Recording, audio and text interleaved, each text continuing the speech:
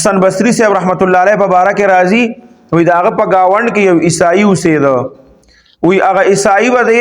هر وخت به تنګو حتی چې تنګولو د پاره داسې کار وکړو چې بره ده خپل کمرې د پاسه د کمرو د پاسه بیت الخلا جوړ کړه او هغه بیت الخلا نه چې به کوم هغه او د اسمات بار راته وی داغه هغه سوري چې کومونه وی هغه د حسن بصری رحمت الله علیه کور طرف تک وی کله چې هغه بلاند راتلنو پته لګي هغه خو بدبوئی کولا دا هغه کور طرف ته راتلل نو وی حسن بصری رحمت الله علیه هغه عیسائی ته سمونه وی لاړو یو لوخي غټ وروړو او بس هغه هغه ته کی خود هغه چې کله ما سلطان نا وخت ټایم بشو 24 غنټو کې یو پیرا نا وخت تیار بشو بس هغه لوخي چې بډک شو هغه به واغست لا بړو چرته لري به هغه کم و د سمات شي هغه به توکړه غلوخي به خالی کو وی بیا با دوباره راغی او غلوخي به وته کی خود وی داسې وخت دی کې تیرې تقریبا 10 کال بدی کې تیر شو وی چې کله حسن بصری صاحب رحمت الله علیه وی بیمار شو او تقریبا وی نو دا عیسائی ولا راغه تپوسلا چې کله ولا بیمار پرسل راغه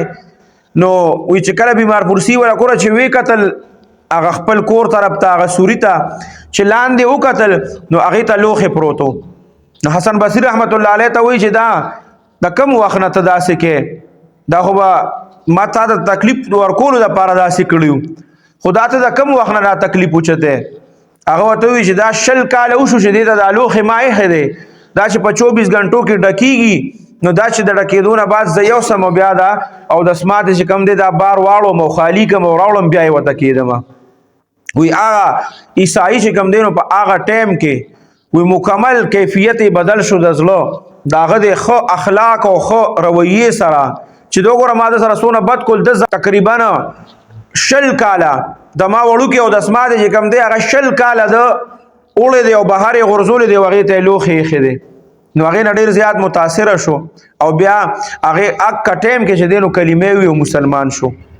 نو موږ له پکار دی کنه چې خلکو سره خر ویو ساتو خ اخلاق ساتو خاص کر دیندار خلکو له دا ډیر زیات پکار دی